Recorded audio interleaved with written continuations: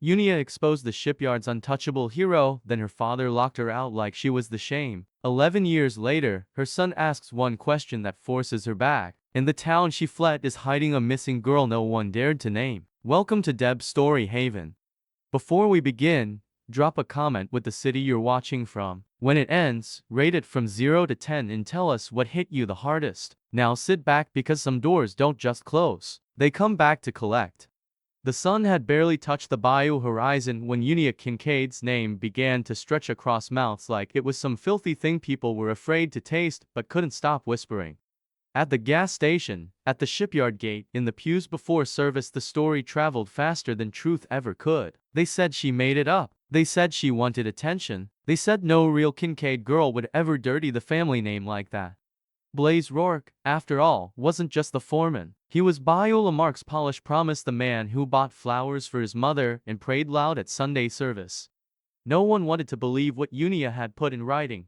Not even when the HR office reluctantly took her statement. Not even when she stood steady in the face of silence. The moment she walked out of that office, she knew what it had cost. She could feel the shift. She passed by the break room and the laughter stopped. The mechanic who once offered her extra coffee now wouldn't look her in the eye. She didn't cry. Not then. She just went home, shoulders square, like someone who knew that courage didn't come with applause, only consequences. Her father was waiting on the porch with his Bible open, but not reading it. Ephraim Kincaid sat stiff, elbows on his knees, the spine of the book taut between his hands. He didn't look up when she climbed the steps. "You'll fix this," he said, not as a question, not even as a demand, but as prophecy. Unia didn't answer at first. Her heart hammered so loud she could hear it in her jaw. "I told the truth," she said, quietly but without apology.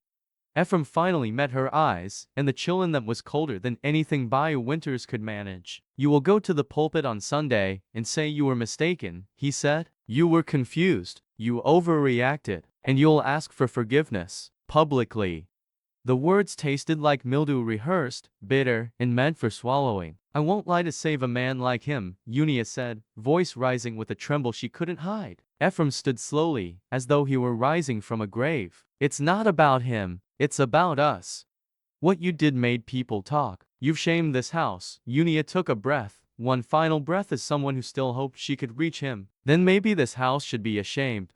No blow came. No yelling followed. What came was worse, his hands, steady and slow, pushing the door open behind him. "Then you can leave." Unia blinked, confused for a second. What? He didn't repeat himself. He just stepped inside and reached for the lock. "Daddy," she tried, but he turned the deadbolt with a sound that cracked louder than thunder. The latch clicked into place. Ephraim didn't slam the door. He closed it with the calm precision of a judge delivering sentence. Unia stood frozen, the wooden planks of the porch suddenly foreign beneath her. She turned toward the window, where once her mother would have stood, waving her in from the garden. But the curtains remained still. After a moment, the door creaked open again, not by Ephraim, but by Delphine. She stood on the threshold like a statue from a forgotten grave, hands twisted at her waist, mouth open but speechless. Unia met her eyes, searching, begging. Just a word, a gesture, anything. Delphine didn't move. She didn't speak. And then the door shut once more, this time softer, as if trying to muffle the betrayal. Unia stared at the grain of the wood for what felt like a full hour, unsure if the burn behind her eyes was from anger, humiliation, or heartbreak. Her hand hung in the air as if still waiting to knock, but there was no one left to answer. The porch lights flickered overhead, casting shadows across her face like stripes in a prison. She stepped down the stairs slowly, as though gravity had become heavier since she'd arrived home. Her backpack, the same one she carried through high school and packed every morning for the shipyard, was slung over one shoulder, to light now. Everything that mattered had been left behind that door. She reached the sidewalk and looked back only once. The curtains still hadn't moved. She thought of screaming, of pounding on the door until the whole street heard, but pride, sharp and stubborn, clamped her jaw shut. If this was exile, she'd leave with her head high.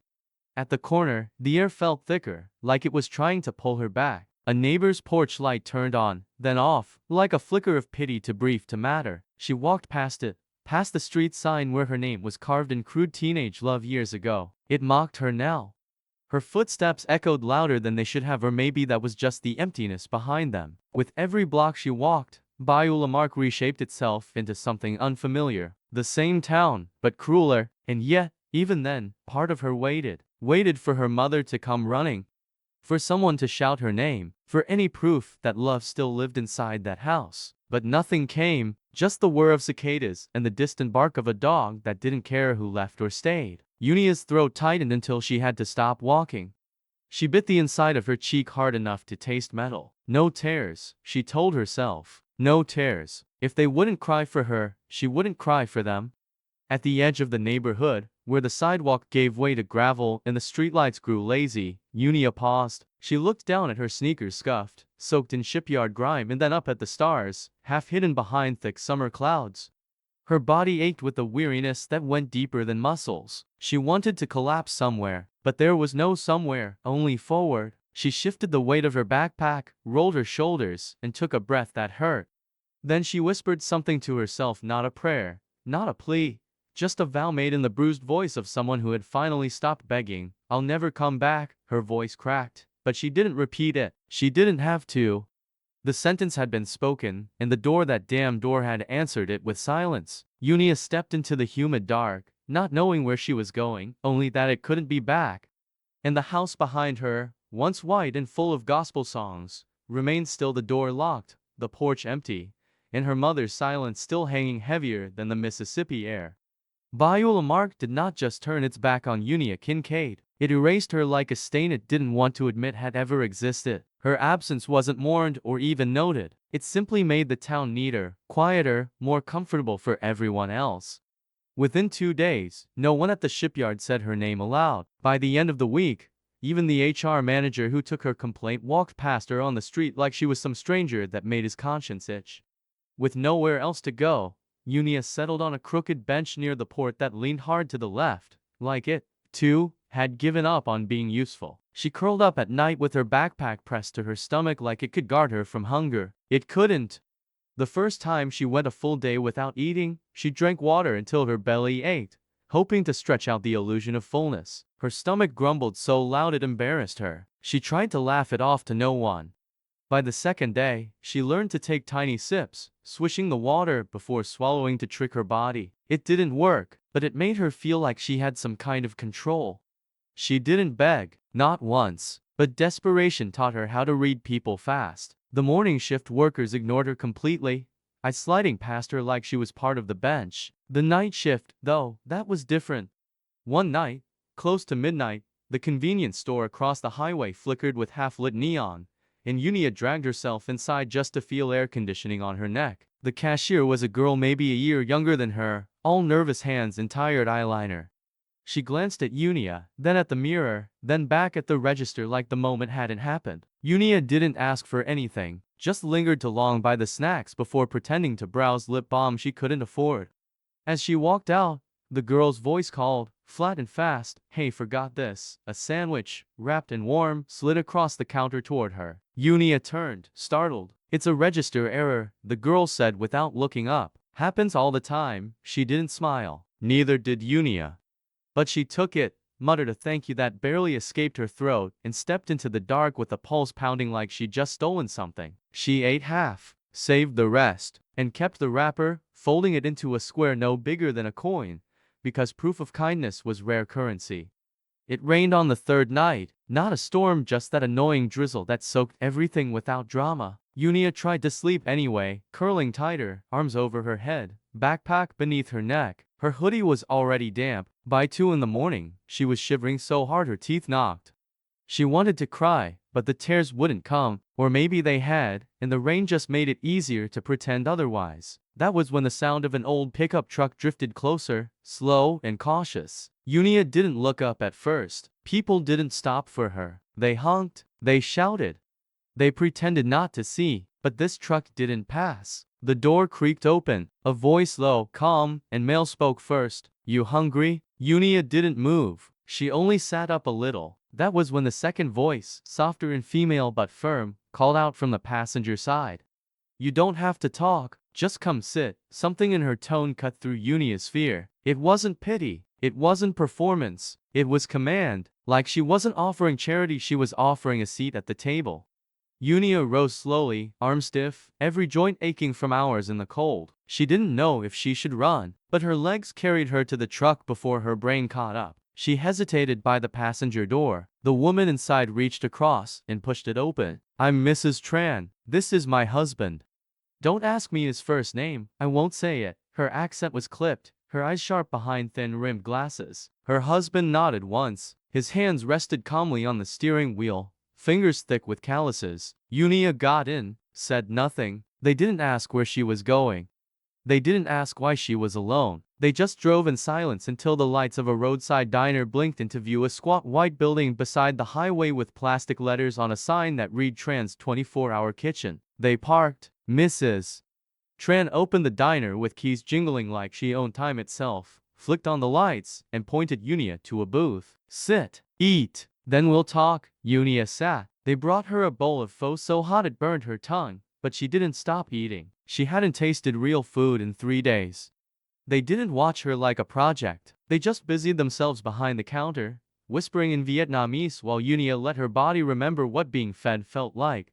When she finished, she looked up, unsure of what came next. "You want to sleep here tonight?" Mrs. Tran asked, wiping down the counter. Yunia hesitated. "I don't have," she began, but the woman waved her off. "Not charity. You help wash dishes, you sleep in the pantry. Fair?" Yunia nodded so fast it made her dizzy. "Fair." Mr. Tran handed her a towel and pointed to a back room. "It's dry," he said. That was all. Yunia stepped inside and found a small cot folded against the wall, a pile of blankets, and a wooden floor that smelled of cinnamon and cleaning supplies. She didn't cry that night either, but she stared at the ceiling so long her eyes burned. She wasn't safe. Not really. But she wasn't alone, and that was more than she had any right to expect. The diner hummed quietly with the sounds of pots clinking and quiet conversation.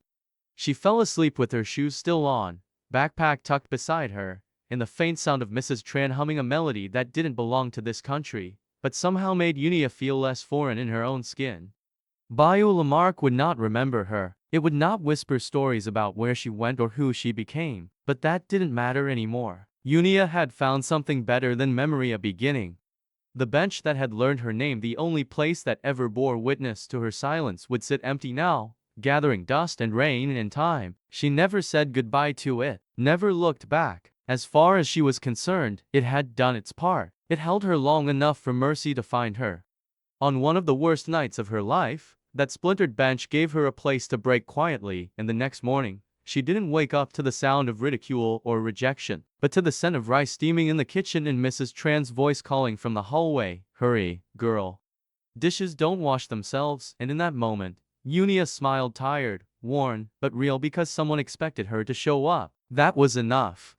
Yunia didn't ask to stay, and the Trans never offered in those obvious ways that carried pity like a bitter aftertaste. What they did was quieter, more binding. They left the back door unlocked. Every morning, without fail, Mrs.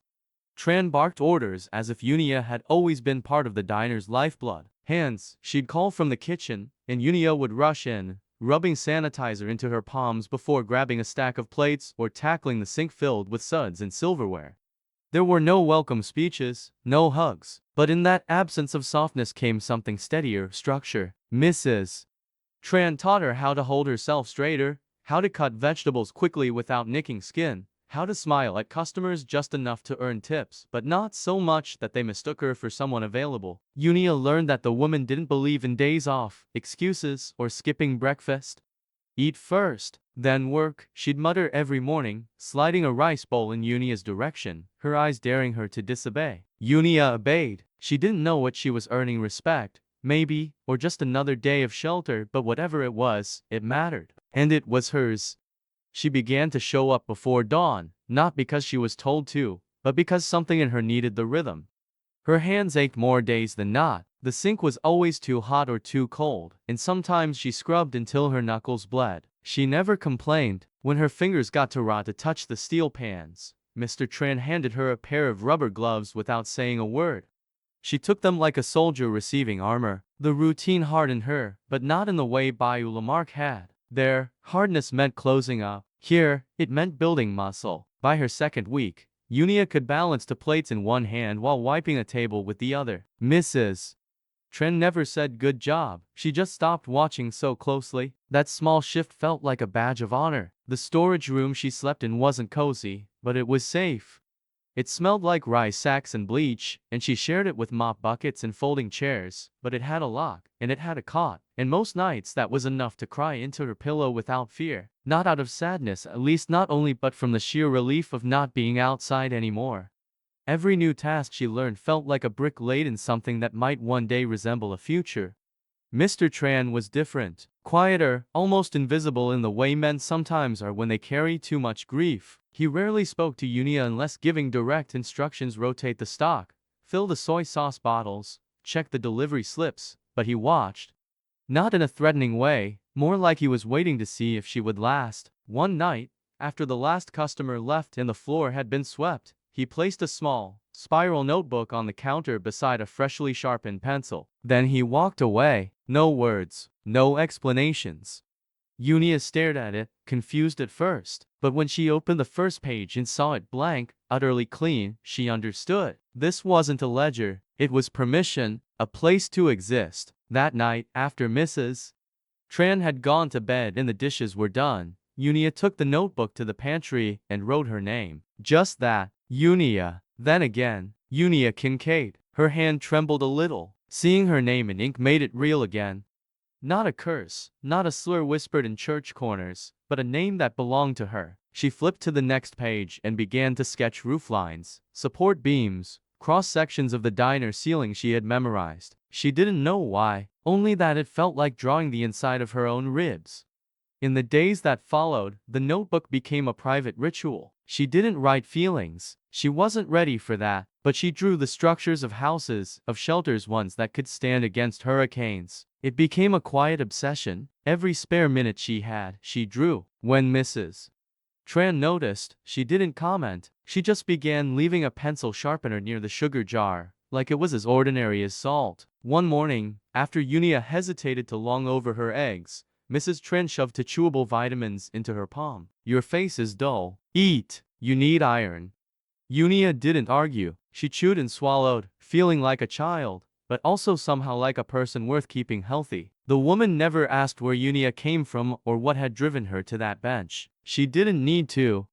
The things she gave Yunia weren't charity. They were instructions for survival, like a recipe passed down without saying the name of the dish. And Yunia followed every step. She started cleaning better, moving faster, anticipating orders. The regulars began to nod at her like she belonged.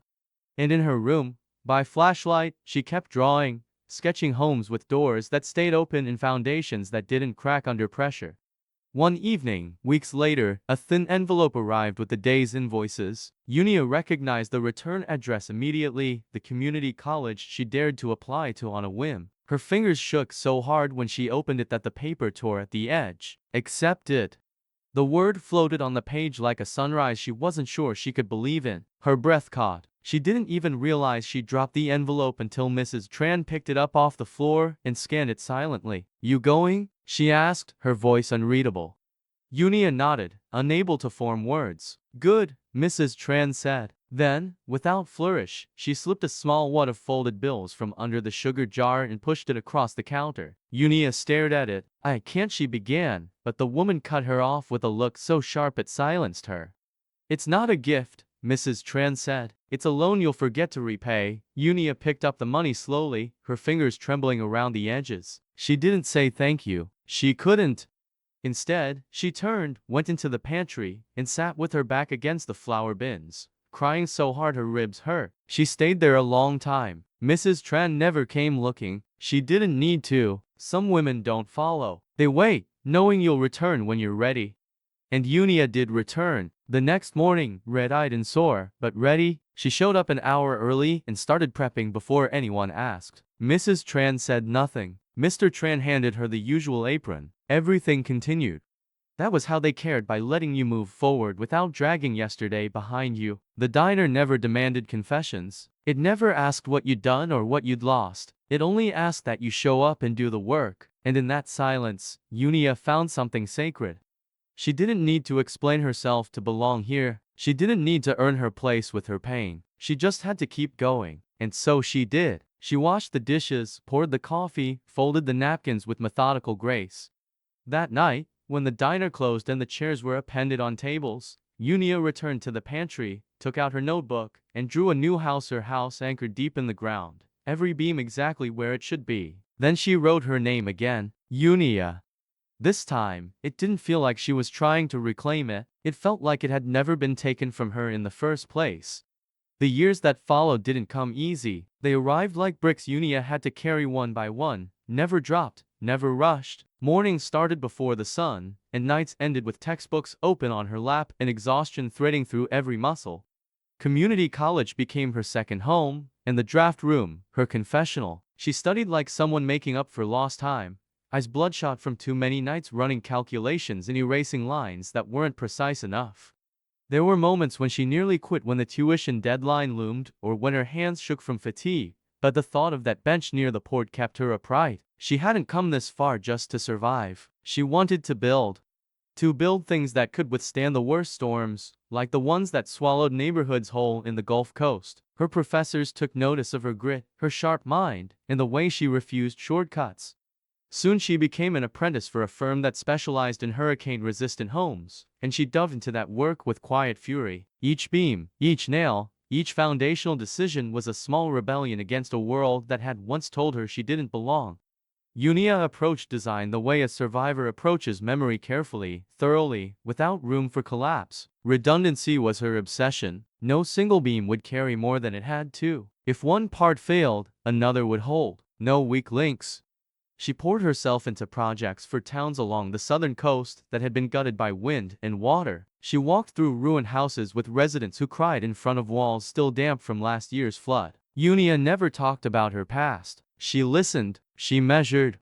She sketched structures meant to outlive grief. Her bosses gave her more responsibility, and she took it without hesitation. Life became structured, like her blueprints, predictable, solid. It was in that sense of control that she finally allowed herself something unexpected, someone new. His name was Ellis. He worked in supply logistics, always had sawdust on his sleeves and smiled like nothing bad had ever happened to him. At first, Unia mistook that lightness for arrogance. But he made her laugh. He never pushed, and he never asked for stories she didn't want to share. That felt like safety, for a while. Ellis was gentle in the way that made people drop their guard. He brought her coffee without asking how she liked it and somehow got it right every time. He remembered her deadlines and offered silence when she needed focus. For the first time in years, Unia let herself exhale near someone. She didn't think about the door that had once locked behind her, or the bench that had learned her name. She thought maybe, just maybe, this was a new kind of architecture, not built with concrete, but with small daily kindnesses. They didn't move in together. She wasn't ready. But she let him into her rhythm, trusted him enough to tell him she was applying for full certification. When she found out she was pregnant, she expected fear, but what came first was awe. She touched her stomach like it was a second heartbeat. When she told Ellis, he went still, then quieter, then gone. No screaming, no cruel words, just absence. A day without reply, then a week, then nothing. It was its own kind of storm, soft but devastating. She called once, left a message, then deleted his number. Whatever house she thought they'd been building, it had collapsed without so much as a sound. For a day, she let herself unravel. She missed work, stayed in bed, stared at the ceiling and felt the weight of doors closing again. But the second day, she rose. She went to her desk, opened the notebook from the diner, the one she hadn't written in since graduation, and turned to a blank page. She didn't cry this time. She sketched something new, something small and strong. A one-bedroom house with thick walls and a wide porch. She labeled the beams. She wrote notes on insulation. She calculated costs. When her supervisor called to ask if she was all right, she simply said, "I needed to draw." He didn't press. She went back to work the next day, told no one, carried the secret with her like a stone, not because she was ashamed, but because it was hers. She scheduled prenatal visits between site inspections, wore baggy sweatshirts until the curve of her belly made it impossible to hide. By then, she didn't care who saw. She was done waiting for someone else to hold the weight with her. She could do it, alone, if she had to. The birth was long and silent. No visitors, no hand to squeeze, Just Unia, in a hospital room washed in antiseptic, and the steady hum of machines. Rain tapped against the window. She had brought the notebook with her, tucked inside her duffel bag like a talisman. When Ivo arrived, the silence broke. He was loud, furious, alive. They laid him on her chest, and she pressed her forehead to his. She whispered his name like a secret only they would share. "You're not going to be a question," she said, voice cracking. "You're not going to wonder if you belong." It wasn't a promise. It was a prayer. One she wasn't entirely sure she believed yet, but she meant it with everything left in her. When the nurse asked if there was anyone to call, Unia just shook her head. She filled out the birth certificate herself, writing Ivo Kincaid with careful strokes, like building a name brick by brick. When the nurse returned the document to her, Unia slipped it into the drawer beside her bed, right next to the diner notebook. And that night, as Ivo slept beside her, she opened to the first page and reread the name she had once written alone. Unia. She whispered it once, like testing the strength of a beam, and knew it would hold. She left the hospital with nothing more than a car seat and a notebook full of old sketches, but she wasn't afraid. Exhausted? Yes. Overwhelmed? Absolutely. But not afraid. Fear had tried its best already, and she'd outlived it.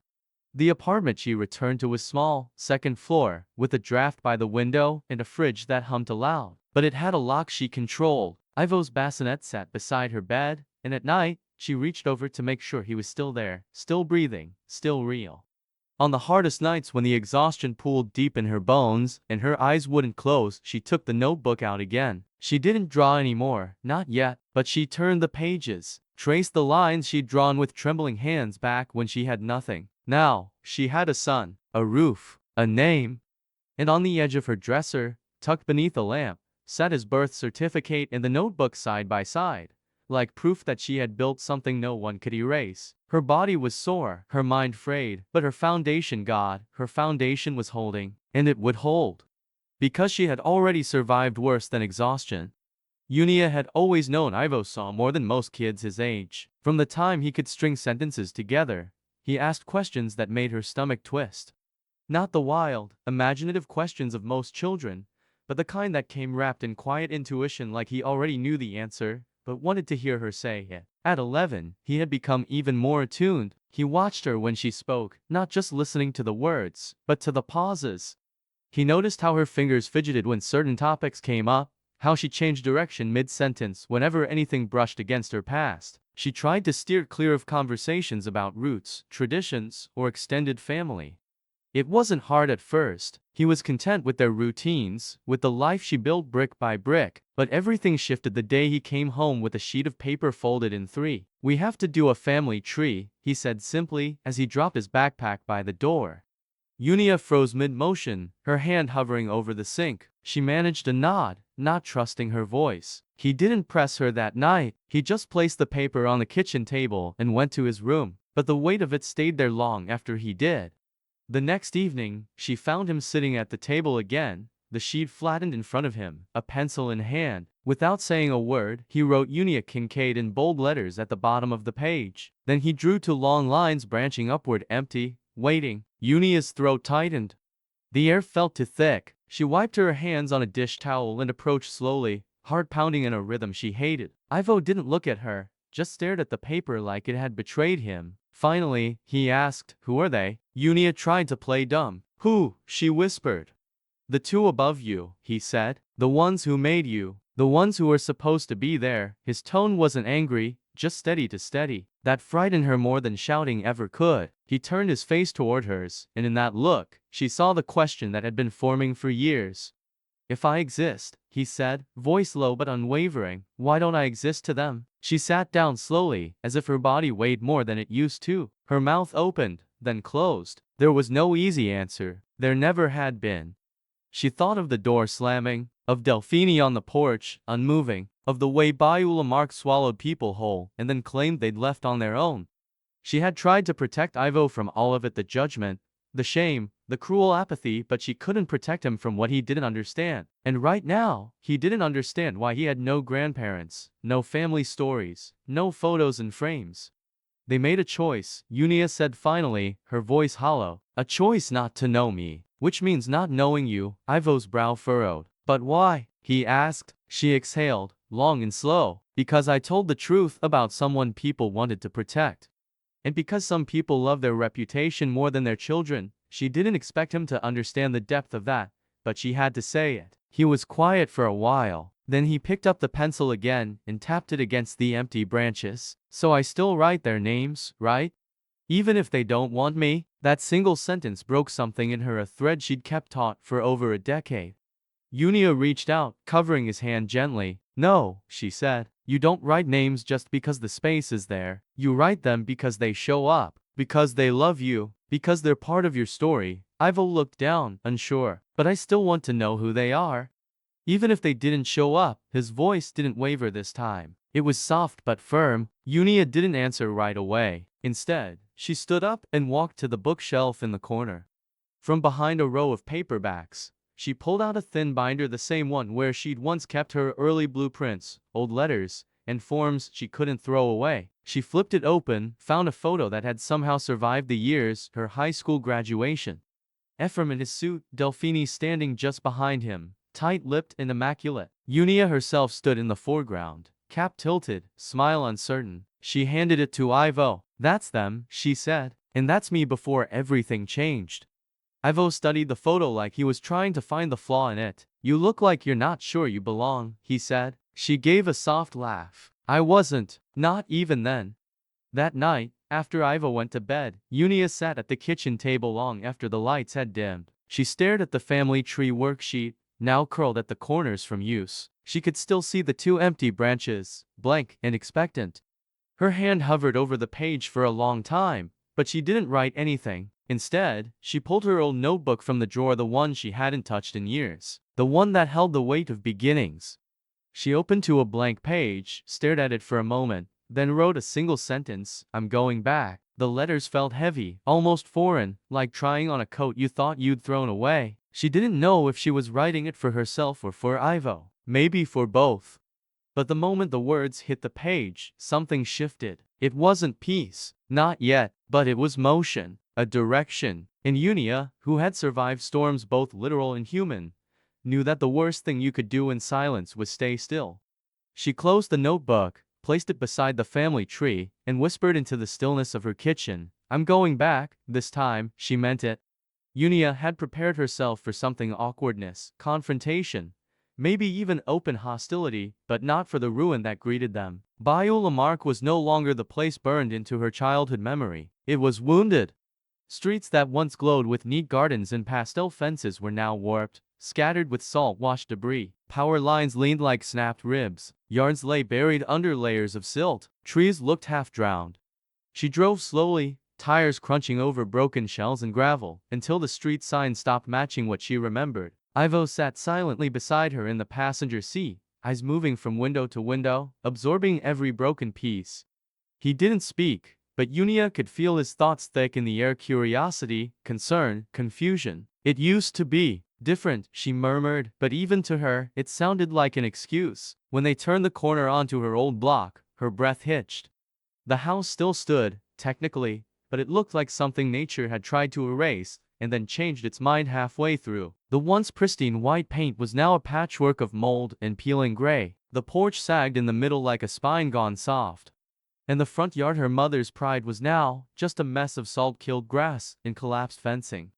Yunia pulled the car to the curb and cut the engine. For a long moment, neither of them moved. Is this it? Ivo finally asked. She nodded, swallowing. Yeah. He didn't respond. He just opened the door and stepped out with the quiet precision of someone trying not to disturb a crime scene. Yunia followed, her boots sinking slightly into the soggy gravel as she approached the porch. Each step made the wood groan beneath her weight, as if the house itself was reluctant to remember her. She paused at the front door, not because she expected it to open, but because her body remembered standing there so many years ago, backpack over one shoulder, throat burning with betrayal. Her fingers hovered near the doorknob, but she didn't try it. She already knew what she'd find: nothing. No father, no mother inside that house. Just the emptiness they left behind. You okay? Ivo asked gently, standing behind her now. Yeah, she said again, though it sounded even less convincing this time. She took a deep breath and looked back toward the street, eyes scanning for any signs of life. And then she saw her Mrs. Clay, the neighbor from 2 doors down, standing on her porch, watching with a kind of quiet recognition. Mrs. Clay didn't call out. She just lifted one hand in a slow, uncertain wave. Unia walked toward her like someone crossing a minefield, Ivo close behind. Unia Kincaid, the woman said, voice rough but familiar. I thought that was you. Unia gave a tight smile. Hello, Mrs. Clay. The woman stepped down from her porch, eyes flicking briefly to Ivo. Your boy? Unia nodded. This is Ivo. Mrs. Clay studied him for a beat, then turned back to Unia. You heard about your daddy? Unia stiffened. No, I didn't, Mrs. Clay let out a tired sigh, one hand coming to rest on her hip. Passed last year. Heart gave out. Took him in his sleep. There was no softness in her voice, no regret, just the delivery of a fact. Unia blinked, stunned, not by grief, but by how little the news stirred.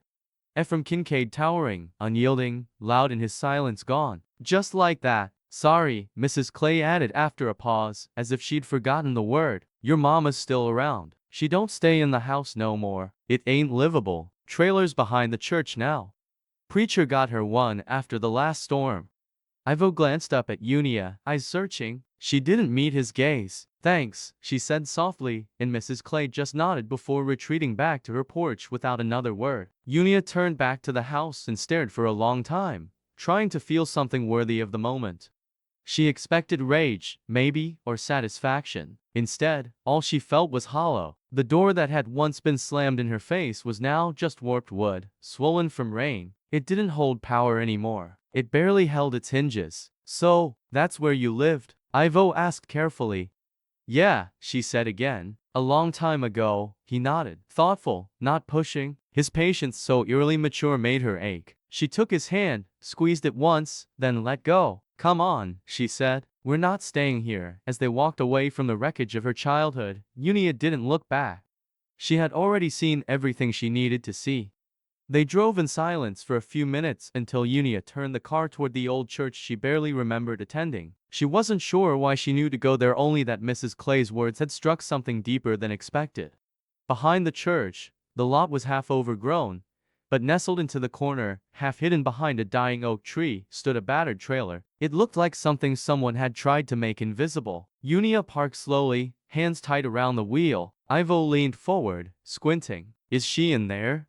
He asked. Unia didn't answer. Her heartbeat was loud in her ears. She reached for the notebook tucked into the glove box, the same one she'd brought all this way, and opened it without looking. The pages fluttered like a nervous tick. She didn't need the sketches now.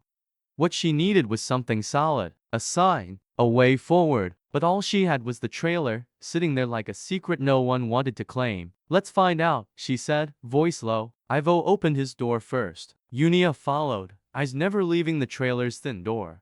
Whatever was behind it, guilt, grief, or just the past, it was waiting. Bayou Lamarck had greeted them not with familiarity, but with wounds. The streets were scarred, the house was broken, and the man who once ruled that porch was nothing but a memory that hadn't earned forgiveness. Unia stood beside her son, staring at the trailer tucked behind the church, and felt the weight of everything unspoken rise in her chest. Ephraim was gone. No apologies, no explanations, no neat ending, just a silence too deep to fill. But there, ahead of her, was the next chapter. Delphine. Still alive, still somewhere behind that door. And whether she was ready or not, Unia knew one thing: she had come all this way for truth, for Ivo, for herself, and she wouldn't leave until she found it. Unia stood at the threshold of the trailer for longer than she realized, one hand lightly resting on the frame, the other clenched into a fist she didn't remember forming. Inside, it was dim and small, but it wasn't the space that unsettled her, it was the woman in the far corner, hunched over on a cot that sagged in the middle, folding a towel that looked too thin to matter. Delphine Kincaid had always been tall in posture, always stiff and crisp, like she'd been pressed into her role as wife and mother and hadn't dared wrinkle it. But now she looked smaller, shrunken, as if time and silence had wrung her out and left only the shell. Her hair was thin and graying, pulled into a loose knot that kept coming undone. Her fingers trembled as she tried again to fold the same towel she'd already folded twice. Unia didn't speak, couldn't. Part of her wanted to turn and walk away, to let the silence stretch another 10 years. But the other part, the one that had raised Ivo alone and memorized the sound of her own strength, refused. She stepped inside. The door clicked behind her. Delphine looked up slowly, her eyes squinting toward the light like they didn't know what to make of her. For a few seconds, there was no recognition, only polite confusion, the kind you wear with strangers in waiting rooms. But then Delphine's mouth opened just slightly, and her voice cracked out something that sounded like a name. Unia. It came out so unsure, so ragged, that Unia almost didn't answer. Delphine stood, slowly, like she was afraid the image might break. Is it really you? Unia wanted to say no, she wanted to scream. Where were you when I was 17 and begging you to speak? But all that came out was a flat, yeah, it's me. Delphine took a step forward, then stopped herself. Her hands twitched. You're older, she whispered, as though surprised time had moved forward. Unia gave a dry laugh. That tends to happen when you're not locked out of your own house. Delphine flinched. The pain flashed across her face like a shadow. I didn't stop him, she said, quietly. I should have, but she didn't finish the sentence. The words hung there like mold, something old and festering. Unia didn't respond. She couldn't yet. And maybe Delphine knew that, because she didn't try again. Then Ivo stepped forward. He'd been standing just behind Unia the entire time, watching, listening. He looked between the two women, his expression unreadable. And then, gently, he moved past his mother and walked up to Delphine. She blinked down at him, her confusion returning until he reached out and took her hand. That one gesture, that simple act of contact, shattered the tension like glass. Delphine gasped, like she'd forgotten how touch worked. You're, her voice wobbled. You're her son? Ivo nodded. I'm Ivo. And something in his tone so calm, so steady made Delphine's shoulders fold in, her body crumbling under the weight of something unspoken. She sank back down onto the cot, still holding his hand, as if letting go would wake her from a dream. Unia stared at the two of them, stunned. She had imagined every possible scenario before walking into this trailer, shouting matches, slammed doors, maybe even a cold dismissal, but she had not expected this, the boy bridging the gap neither of them knew how to cross. She felt the shift begin somewhere low in her chest, a crack in the wall she had built stone by stone over the years. Something inside her leaned forward. She didn't want to call it forgiveness. Not yet. It wasn't that. But it was a pause, a softening, like a door creaking open just an inch after being sealed shut. Unia stepped toward the cot, still cautious, still guarded. Delphine finally let go of Ivo's hand and looked up at her daughter with something close to shame. You shouldn't have had to raise him alone, she said. Unia tilted her head, watching her carefully. No, she replied. I shouldn't have. It wasn't angry, just true. Delphine's lips quivered, but she didn't argue. I think about that night, every day, she added, barely a whisper. The porch, the look on your face. Unia clenched her jaw. I was a child, and you let him close the door. Delphine nodded slowly, like the acknowledgement was a weight she deserved to carry. He said it was for your own good. Said it would pass. Her voice cracked again. But nothing passed. It just stayed. Unia crossed her arms, holding herself steady. I didn't come here for apologies, she said. Then why did you come? Delphine asked, looking desperate for an answer. Unia opened her mouth, but it was Ivo who answered. To see if you'd open the door this time.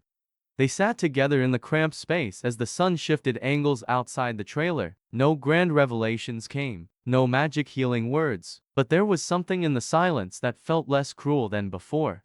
When Delphine shivered, whether from nerves or the cold, Unia wasn't sure her body moved before her brain did. She slipped off her jacket and gently draped it over her mother's shoulders. Delphine looked up, startled, then blinked rapidly. Thank you, she murmured. Unia gave a single nod. She didn't say, you're welcome. Some things didn't need to be named. She told herself this wasn't the beginning of anything, that she was only here to close the loop. But as she watched Ivo sit beside his grandmother, legs swinging, face calm, Unia felt something shift again. She remembered the promise she made to herself, never become the kind of woman who walks away when someone needs help, even if that someone once failed you. Especially then, maybe she hadn't come to stay, maybe she hadn't come to forgive. But when Delphine's hand trembled again, Unia didn't flinch from it. Some instincts, she realized, are stronger than vows. And so she stayed there a while longer, rooted by something she didn't yet understand. The trailer smelled like dampness and faded soap, but it was the only space that felt real in that moment. Delphine sat on the cot like a woman unraveling, slowly and without ceremony, and Unia stood at the line between judgment and grace. She didn't offer comfort, but she didn't retreat either, and that, for now, was enough. She had crossed a line she swore she never would, and yet something about the scene, about Ivo's hand in Delphine's, about the fragile way the past had met the present without exploding, felt like more than a surrender. It felt like a kind of reckoning. As the light dimmed and the shadows stretched longer inside the trailer, Unia's eyes drifted once more to her mother's face. Still small, still worn, but not invisible, not anymore. She reminded herself again that she was only here to finish what needed finishing. But when Delphine coughed and pulled the jacket tighter around her frame, Unia didn't take it back. Some instincts, she thought, are stronger than vows.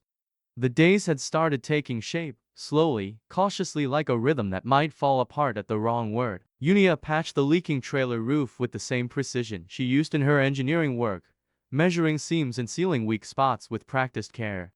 Inside, Delphine sat most mornings at the small kitchen table, trying to remember which spoon was hers, frowning at cereal boxes like they were riddles.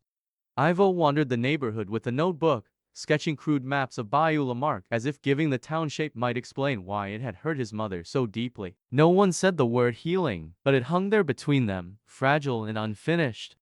Then, one afternoon, there was a knock at the door that didn't sound like a neighbor's. When Unia opened it, a man stood there in a wrinkled shirt, holding a file folder like it had been clutched along. "Unia Kincaid?" he asked. She nodded, wary. "Detective Sayer Holt," he said, flashing a badge but not waiting for her to look. "I need to ask you a few things. About the shipyard." And Blaze Rourke, the name stopped her cold. Unia's breath caught before she could stop it. Her first instinct was to slam the door in his face, not because she feared him, but because the past wasn't a place she wanted to open again, not when she was just beginning to rebuild something fragile with Ivo and Delphine. "I said everything I had to say back then," she replied, voice flat. "And no one listened." Holt didn't flinch. "I know," he said, "but maybe someone should have." That gave her pause. He didn't have the self-importance of a man trying to solve a puzzle for glory. He looked tired, worn down in the way only people who carry old stories do. "There's a girl," he continued, "went missing around the same time. Name was Sonia Grant, 17, last seen near the docks." He opened the folder slowly, almost reverently, and handed Unia a photo. She took it, fingers trembling. The image showed a girl with two large eyes and a wary smile, her hair pulled back in a sloppy bun. Unia's knees nearly gave out. "I saw her," she whispered. "Once. She was there, by the lockers." She looked scared. She didn't even realize she was gripping the edge of the doorframe until her knuckles turned white. Behind her, a quiet rustle. Unia turned her head slightly and saw Delphine standing in the doorway to the kitchen, hands tied around the edge of the wall like it was holding her upright. Her eyes were locked on the photograph in Unia's hand, and something in her expression changed. It wasn't surprise, it was recognition. And guilt. Real, raw guilt. "Mama," Unia said softly. Delphine blinked like she'd just woken up. "I remember her," she murmured. "She came to the church once, looking for help." Holt turned, watching her carefully. "Did she say anything about Blaze?" Delphine didn't answer at first. Her lips parted, but no sound came. Then she shook her head, not in denial, but in disbelief. "I told Ephraim," she said finally. "I told him I saw her near the docks with Blaze. I asked him if we should say something. He said it wasn't our place." Her voice cracked. "He said it would only make things worse." Unia's stomach twisted. She looked at Holt, whose jaw had tensed but not in surprise. Like he'd heard versions of this story before. Like he'd come expecting it. Holt nodded slowly and stepped back, giving them space. "I've got more questions, but I'll wait," he said. "I'm not here to ruin your day, but this case, it matters." He paused, then added, "More than anyone realized back then." Unia nodded. "Numb. I know what it's like to be ignored," she said. "If I can help, I will." Holt gave a quiet thanks and handed her a card before walking back to his car, folder tucked under his arm like a weight he'd carried for years. As the door closed behind her, Unia turned to Delphine. "You saw him with her," she said. Delphine nodded slowly, eyes watering. "I was scared," she whispered. "I'd already watched what happened to you. I thought, if I said anything, he'd destroy her too. Or me." Unia didn't say anything. There was too much to unpack. The truth wasn't clean, it never was. But this was something. Not closure. Not yet, but a beginning. A piece of the story they hadn't known they were part of. One that wasn't finished. That night, after Ivo had gone to bed and Delphine sat silently in her chair with a blanket over her knees, Unia opened the photo again. Sonia's eyes stared back at her, full of that same terrified expression she remembered from the shipyard. Unia wondered what would have happened if she'd spoken to her. If she'd said, "I believe you," before the girl disappeared into the shadows. The thought made her sick. She closed the photo, slid it into a folder, and placed it on the counter. Behind her, Delphine cleared her throat.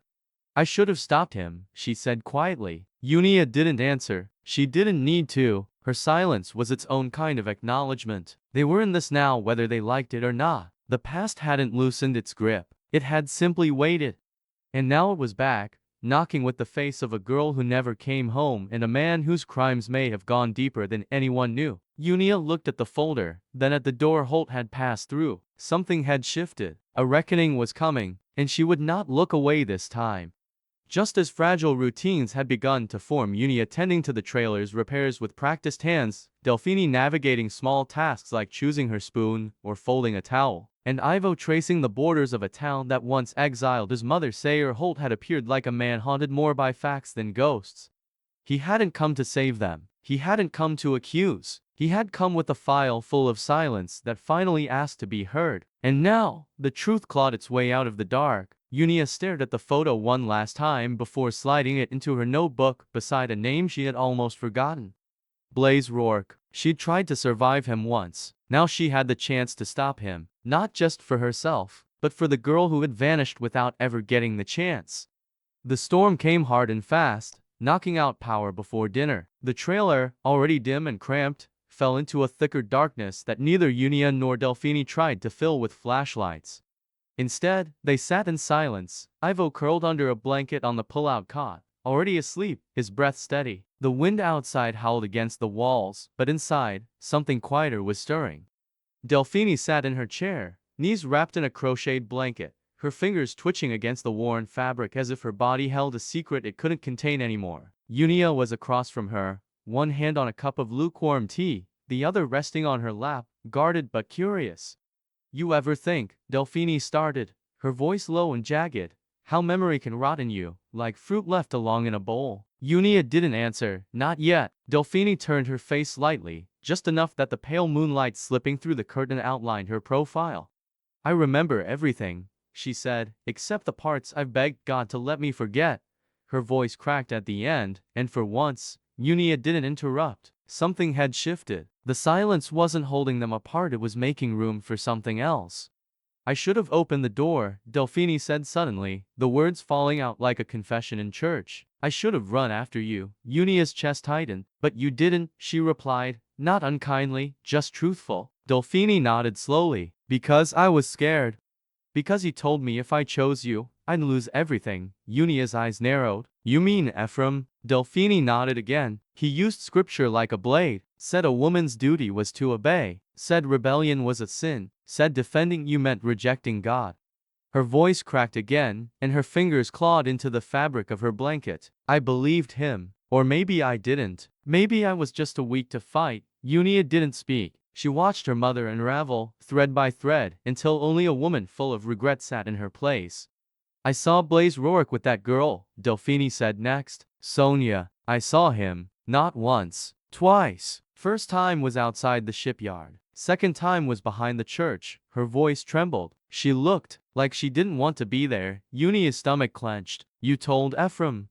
Delphine nodded, shame clear in her every movement. "He said it wasn't our place. Said she wasn't our daughter."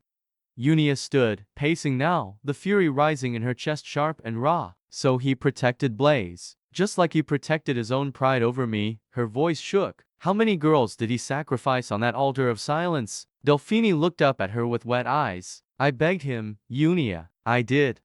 I said maybe we should go to the police. He said there was no proof, that all it would do was bring shame." Unia laughed bitterly. "Shame? He was the shame." Delphine's hands moved slowly toward a small drawer by the sink.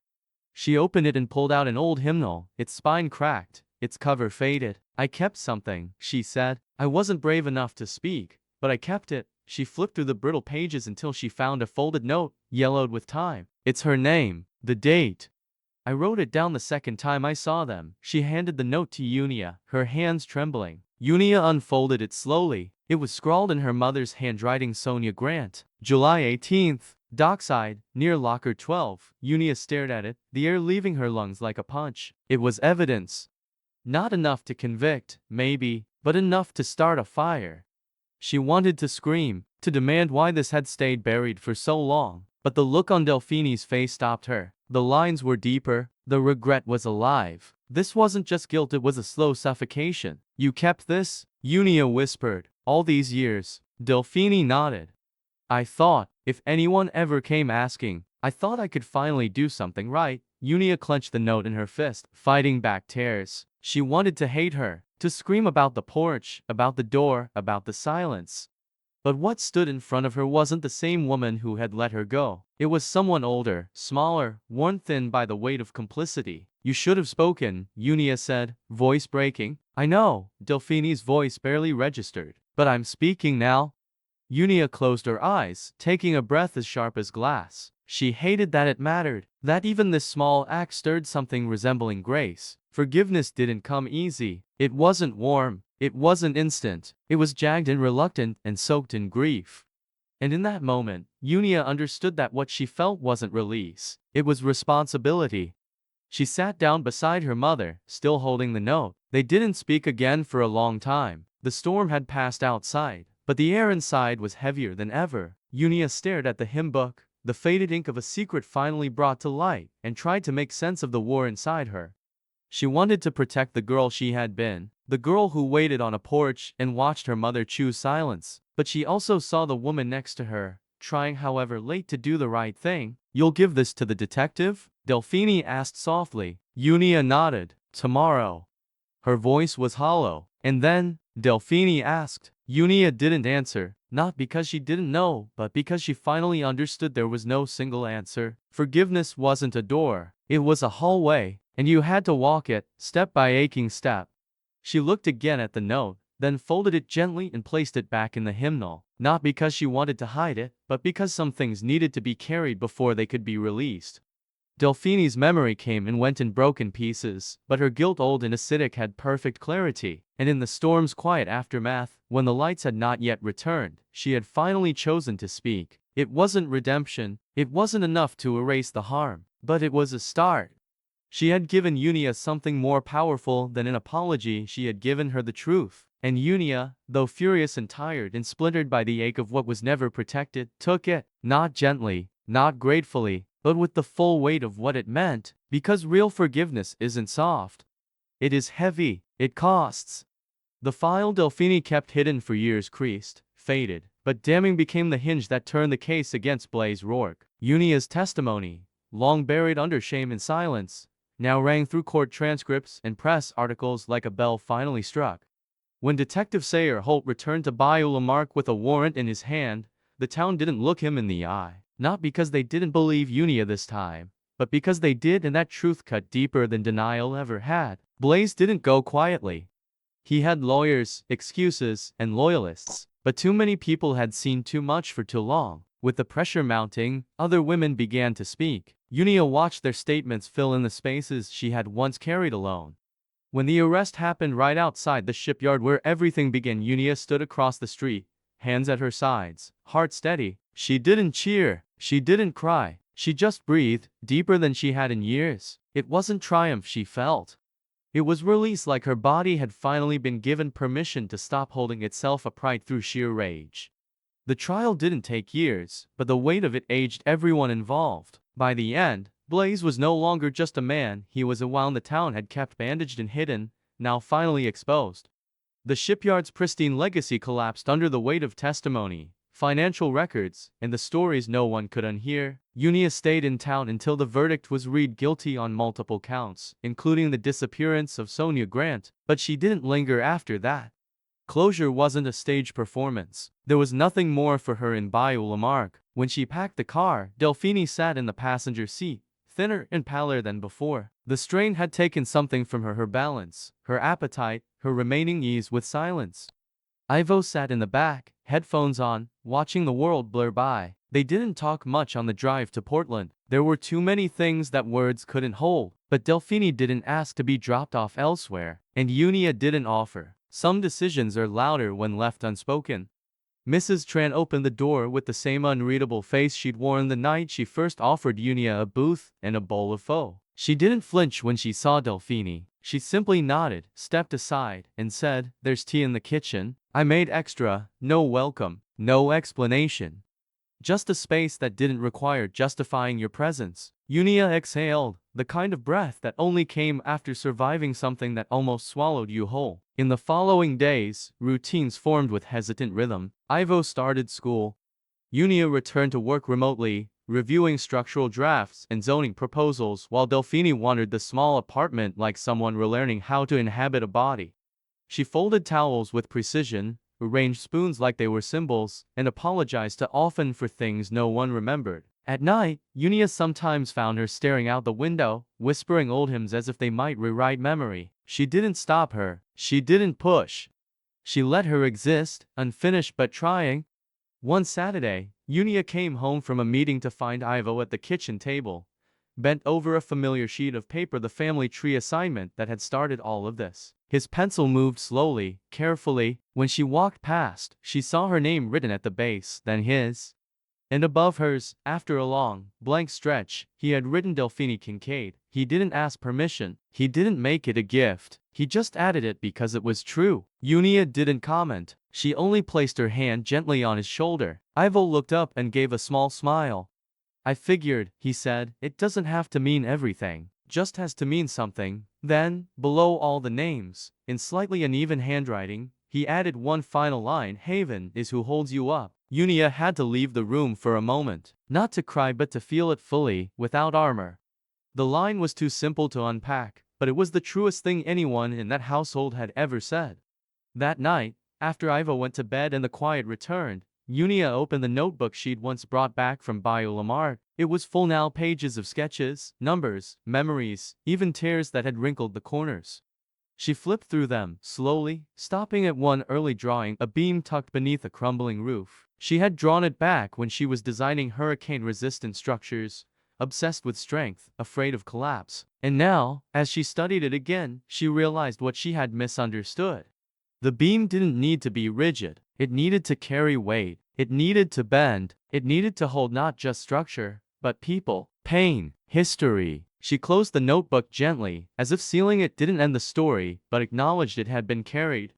Then she walked to the back door, where Delphine and Ivo were kneeling in the garden, digging shallow beds for spring herbs. They didn't speak. They worked side by side, hands in soil, like two people who understood what it meant to rebuild from the roots.